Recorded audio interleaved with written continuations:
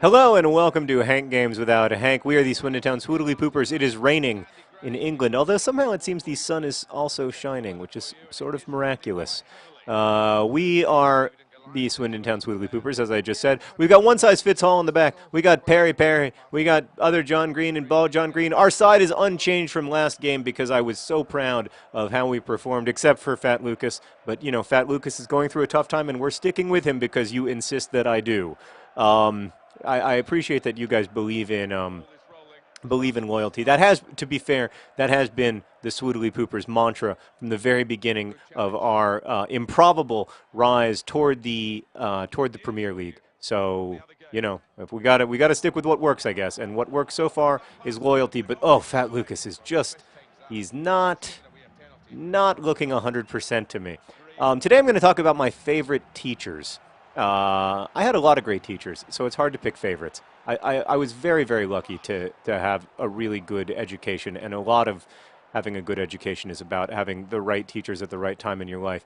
But I should add that I was not a good student in high school. I think I graduated with a GPA that was under 3.0, and I was not an attentive student, and I was not a pleasant guy to have in class at all. I was kind of a douche, to be honest with you. And a lot of that came from me wanting attention. A lot of it came from me being lazy and procrastinating. And, you know, some people are fun to have in class and some people aren't. And I was one of the ones who wasn't. Oh, other John Green with a great goal. Just raw strength. And then other John Green, the star of this year's N-Power Championship, scores in the 13th minute to put Swindon Town up 1-0. And we are going to beat the crap out of Derby County. Derby County? I don't know. They say things weird in England. You know, if you wanted me to say everything right, you shouldn't have hired an American manager, Swoodly Poopers. Uh-oh, Ball John Green with a breakaway. Oh, Ball John Green, I love the way he runs, but he can't finish. Oh, I tell you what, pre-injury, Ball John Green puts that in the net 10 times out of 10. And then we have an unnecessary slide tackle and frustration. One size fits all with a great tackle because he is one size fits all. One of the greatest players in the history of the Swoodly Poopers. I would say, I say that to preface the fact that one of my favorite teachers of all time, Mr. McAdam, basically failed me. He taught my junior English class, and he gave me an incomplete because I did not attend class often enough. And then when I finished, so I had to like write some papers over the summer in order to pass the class.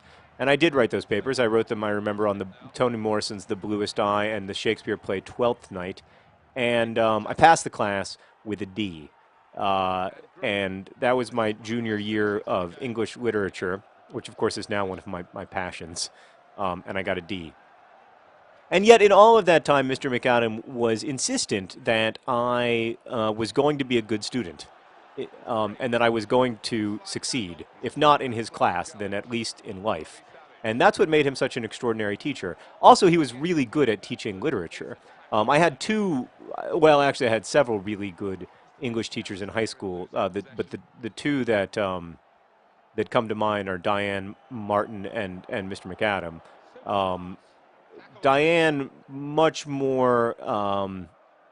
was much more helpful to me in terms of teaching me how to read critically. I remember I took a class in Faulkner and other Southern writers, and she was very, very helpful. Oh, off the post! Oh, Ball John Green puts that away 10 times out of 10 before his injury. Now he hits it right off the post. She was really helpful to me in terms of like learning how to read critically when I read the books that she assigned, which unfortunately wasn't always. And so that was really important to me. But what was so amazing to me about Mr. McAdam was that I was a terrible, terrible student. I was desperately trying to fail, and he refused to accept that, which I think is kind of a sign of the best teachers. They have to have this sort of superhuman patience about them, and a belief in their students, even when there is absolutely no evidence. Oh, Bald John Green. Bald John Green with a great goal in the 45th minute. And look at the celebrations. Other John Green's tracking him down. Oh, he's excited. So there's there's a relentlessness in great teachers. That must be very hard because you have to be relentless about a lot of students every year, over and over and over again. These kids who don't give you much back necessarily, you have to believe in them, and that's really hard. But that's what Mr. McAdam was so great at. Even when I gave him no evidence that I would ever be anything other than a massive failure, he just refused to accept it. He was also sort of my creative writing advisor, and he was an early and extremely supportive fan of my writing. And I remember my mom had a conversation with him in which she said, "Is it realistic that John could be a writer?" Basically asking, should I dissuade him from wanting to do this? Like, should I, or should we let him go to college, and study, of all things, English? Um, and Mr. McAdam said yes. He said, yeah, I think John. Oh, no. Oh, Fat Lucas. Fat Lucas, I apologize for everything naughty I have ever said about you. You are having a great game today. Congratulations, Fat Lucas. Your head appears to be back in the game. So, ball John Green, scores from other John Green. And look, just, what? He was not off. No! Oh. By the way, Ball John Green lately looks like a zombie when they do a close-up on his eyes. Can someone get a screen cap of that so we can examine his state of living and or undeadness? That ended up making a huge difference in my career. It gave me confidence as a writer, but also it gave my parents confidence in me as a writer. And that was anyway. It was a class thing of him to do. He's generally a pretty class act to me. And I, of course, never treated him with anything other than, total disrespect. Because I was, one of those students. But it wasn't just in English. I also had great teachers in math. I had a great geometry and pre-calc teacher, Mr. Lantrip. I had great teachers in history. In fact, so some of you know, or hopefully all of you know, that I am doing a new channel with Hank called Crash Course, which is going to be Fat Lucas. Thank you, Fat Lucas, having the game of his season, which is going to be basically we're going to be trying to teach in a series of like 9 to 11 minute videos subjects. Hank's going to teach a sort of intro to biology, and I'm going to teach world history, college level, hopefully like college level or AP level world history class. That was a nice move there.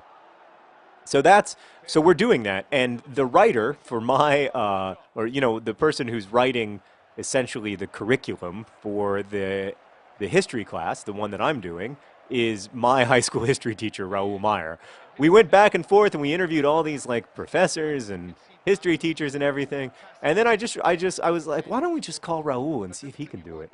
And he's now like a super fancy teacher slash lawyer. He's like one of those people who can do anything.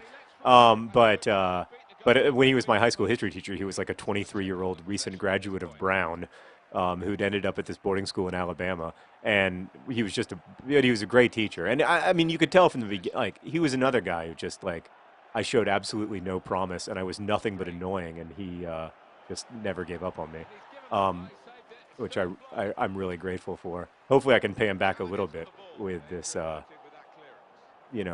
making him our teacher for history. But I will share you something that Raul said to me once. I smoked cigarettes in high school, and it really pissed him off. He really didn't like it. He felt like it, and it was in some ways. He felt like it was a symbol of my inability to like be mature about everything. My inability to be mature about my body. My inability to be mature about my what a great goal from Ball John Green. Other John Green to Ball John Green. Great cross, great goal, and then that hug with a lot of stuff between the knees, just belly to belly, chest to chest, a lot of contact.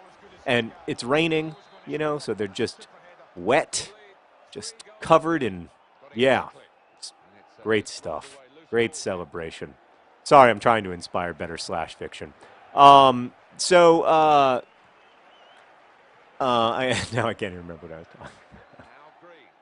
All right, so I smoked cigarettes, and I he felt like it was just a symbol of my inability to be like mature and rational and to basically to live up to my potential. And he once said to me, he got really annoyed one time because I was like I haven't been smoking, and I reeked of cigarette smoke, and I was clearly lying, and just he was like, you know what, John? I hope that you keep smoking. I hope that you keep smoking and that you die one day after you stop paying into Social Security so that you can be someone who helps pay for my Social Security without ever taking out a dime of your own.